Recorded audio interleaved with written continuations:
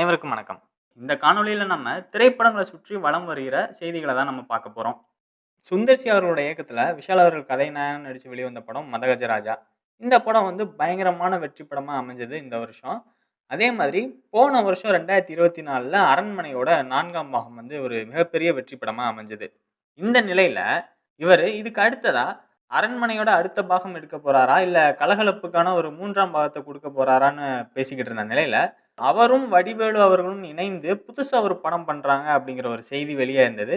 அந்த படத்துக்கு கேங்கர்ஸ் அப்படின்னு தலைப்பும் விட்டு முதல் பார்வையும் வெளியிட்டிருந்தாங்க. அது ரசிகர்கள் மத்தியில ஒரு பெரிய ஆர்வத்தையும், எதிர்பார்ப்புகளையும் அந்த படத்து மேல ஏற்படுத்தியிருந்தது. ஏன்னா நகைச்சுவைக்குன்னே ஒரு கைதேர்ந்த நடிகரா இருக்கிறவர் தான் வடிவேலு அவர்கள். சுந்தர்ஜி அவர்கள் படத்திலயும் பல நகைச்சுவை காட்சிகள் இருக்கும். இவங்க 2 பேரும் இணையும்போது, படம் இந்த மாதிரி பயங்கரமா வரப்போகுது அப்படிங்கிற ஆர்வம் எல்லாருக்கும் ஏற்பட்டிருந்தது. இப்ப அந்த படத்துல வடிவேலு அவர்கள் பல வேடங்கள் இட்டு நடிக்க போறாரு அப்படின்னு சொல்லியிருக்காங்க. அப்படிங்கிற செய்திகளும் நமக்கு கிடைச்சுக்கிட்டு இருக்கு. என்னன்னா, இந்த படத்துல கிட்டத்தட்ட ஒரு 5 கதாபாத்திரங்கள்ல நடிக்கிறதாகவும், அதுலயும் முக்கியமா ஒரு பெண் வேடமிட்டு நடிக்கிறதாகவும் பேசியிருக்காங்க.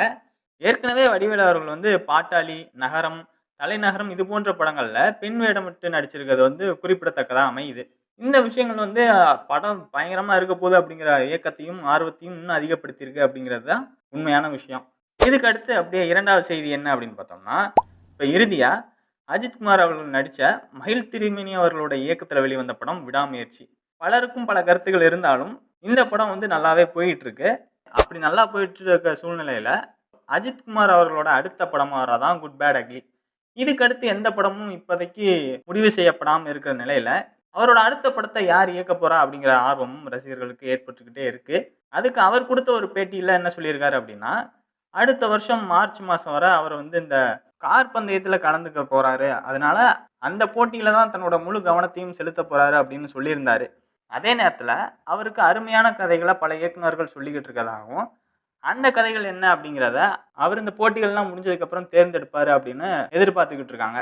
அந்த வகையில அவருக்கு கதை சொன்ன பல இயக்குனர்கள்ல இப்ப கார்த்திக் சுப்புராஜ் அவர்கள் இணைகிறாரு அப்படிங்கிறது தான் ஒரு செய்தியா நமக்கு கிடைச்சிருக்கு. கார்த்திக் சுப்புராஜ் அவர்கள் ஏற்கனவே ராகவா லாரன்ஸ் அவர்களை வச்சு ஜிகர்தண்டா டபுள் எக்ஸ் முடிச்சுட்டு, இப்போ சூர்யா அவர்களோட 44வது படத்தை, அதாவது ரெட்ரோ படத்தை இவர் தான் இயக்குறாரு அப்படிங்கிறது குறிப்பிடத்தக்கது.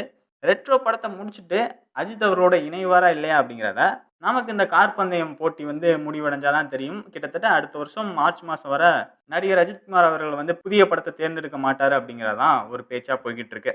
அப்படியே அடுத்த செய்தி என்ன அப்படின்னு பார்த்தோம்னா, இந்த தமிழ் திரையுலகில் வித்தியாசமான கதைகளை எடுத்து நடிக்கிறதுல ஒருவர் தான் நடிகர் கிருஷ்ணா அவர்கள்.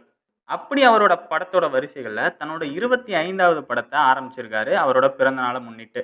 இந்த படம் குற்றங்களை ஆராய்ந்து அதுக்கான தீர்வு காண்ற ஒரு பரபரப்பான படமாக இருக்கும் அப்படிங்கிறதான் இந்த படக்குழு நமக்கு சொல்லியிருக்காங்க.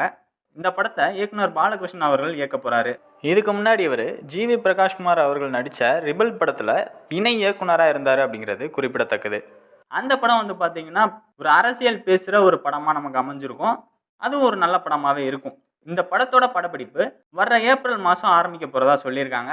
இந்த வருஷத்தோட இறுதியிலேயே இந்த படத்தை வெளியிடுறதாகவும் ஒரு திட்டம் இருக்கிறதா நமக்கு தெரிய வருது. அவ்வளோதாங்க. உங்களுக்கு இந்த காணொளி பிடிச்சிருக்கும் அப்படின்னு நான் நினைக்கிறேன். இந்த செய்திகளை பற்றி நீங்கள் என்ன நினைக்கிறீங்க அப்படிங்கிறத கருத்து பட்டியலில் சொல்லுங்கள். உங்கள் கருத்துக்கள் என்ன அப்படிங்கிறத நான் தெரிஞ்சுக்கிறேன். நான் உங்களை அடுத்த காணொளியில் சந்திக்கிறேன். நன்றி, வணக்கம்.